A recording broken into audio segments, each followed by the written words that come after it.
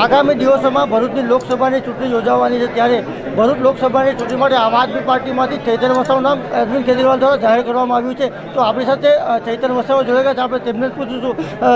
જે આપણે સૌથી પ્રથમ તો વિધાનસભા જીત્યા, ત્યારબાદ જેલમાં ગયા, હવે લોકસભા ત્યારે શું કહેશો? હા, અમે આટલી નાની ઉંમરમાં ડેડિયાપાડા વિધાનસભા જીત્યા છે. એ અમારા માટે ખૂબ મોટી ગર્વની વાત છે. ત્યાંના લોકોએ આશીર્વાદ આપ્યા છે. હવે ભરૂચ અને નર્મદા લોકોની માગણી છે કે ચૈતરભાઈ વસાવા લોકસભા લડે, અને પાર્ટીએ પણ અમને જ્યારે જાહેર કર્યા છે ત્યારે આજે અમારી પહેલી ચૂંટણીલક્ષી પહેલી બેઠક હતી ઝઘડિયા વિધાનસભાની. તમે જોઈ શકો છો કે કેટલા મોટી સંખ્યામાં યુવાનો, વડીલો, આગેવાનો અહીંયા હાજર રહ્યા છે. ત્યારે ચોક્કસ આવનાર દિવસોમાં ભરૂચ લોકસભા પર અમે પૂરી તાકાતથી લડવાના છે અને ભરૂચ લોકસભા અમે જીતવાના છે. ચૈતર વસાવા કેટલા મતોથી ભરૂચ લોકસભા જીતશે? હવે આજે અમારી પહેલી બેઠક હતી.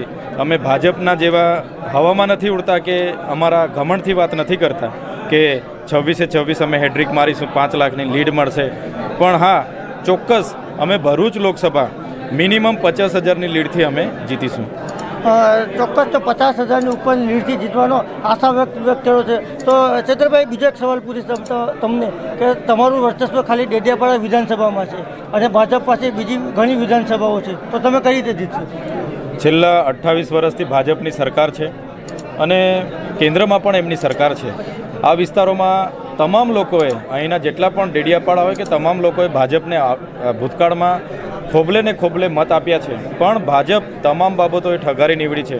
આજે આ વિસ્તારોમાં સિંચાઈના પાણી નથી, શાળાઓમાં માસ્તર નથી, ઓરડા નથી, આ વિસ્તારમાં પૂર આવ્યું એનું વળતર નથી મળ્યું, આ વિસ્તારમાં જીએમડીસી, જીઆઈડીસી અને નેશનલ હાઈવેમાં જેટલી જમીનો ગઈ છે એનું વળતર નથી મળ્યું. ત્યારે લોકો એમને નારાજ છે અને લોકો આ વખતે એમણે જે કોરોનામાં ઓક્સિજન નથી આપ્યા, જીએસટીમાં વેપારી હેરાન, તે દરેક બાબતે લોકો નારાજ છે. ત્યારે આ વખતે ચોક્કસ આમ આદમી પાર્ટીનો અહીંયા ભવ્ય વિજય થશે અને અમે ડેડિયાપાડા જે રીતના વિધાનસભા જીત્યા છે એ રીતના ભરૂચ લોકસભા પણ અમે જીતીશું. હા ચૈતરભાઈ, બીજી બે એક વાત થઈ છે કે ચૈતરભાઈ ખાલી આદિવાસીની જ વાત કરે છે, તો એવું છે, તમે શું કહેવા માંગો?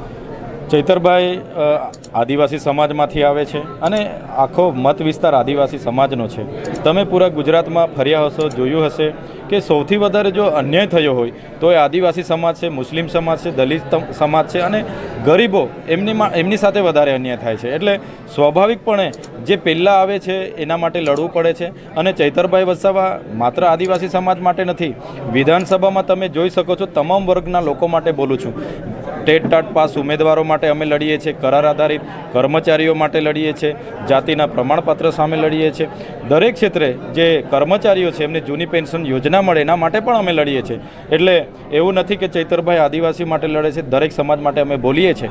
પણ આદિવાસીઓ સાથે અને મુસ્લિમ સમાજ સાથે વધારે અન્યાય થઈ રહેલો છે, તો સ્વાભાવિકપણે એમના માટે અમે પહેલાં બોલીએ છીએ. ચૈતરભાઈ, છેલ્લો સવાલ કે જો અગર ઇન્ડિયાનું ગઠબંધન થાય છે તો કોણ ઉમેદવાર રહેશે? જે 28 જેટલા વિપક્ષી દળોનું ગઠબંધન થયું છે અને સીટ શેરિંગમાં પણ સહમતિ થઈ છે. અરવિંદ કેજરીવાલજી અને ભગવત માનજી જ્યારે તમામ મિટિંગોમાં હાજર હતા અને એમણે જ મારું નામ જાહેર કર્યું છે, તો સ્વાભાવિકપણે ઇન્ડિયા ગઠબંધનમાં ભરૂચ સીટ પરથી ચૈતર વસાવા ઉમેદવાર હશે. ચોક્કસ આ હતા ચૈતરભાઈ વસાવા કે જેઓએ 50,000ની ઉપર લીડથી મતોથી વિજય થવાનો આશા વ્યક્ત કર્યો હતો. કેમેરામેન સલાઉદ્દીન મલિક સાથે કાદર ખત્રી, સમાચાર ભરૂચ.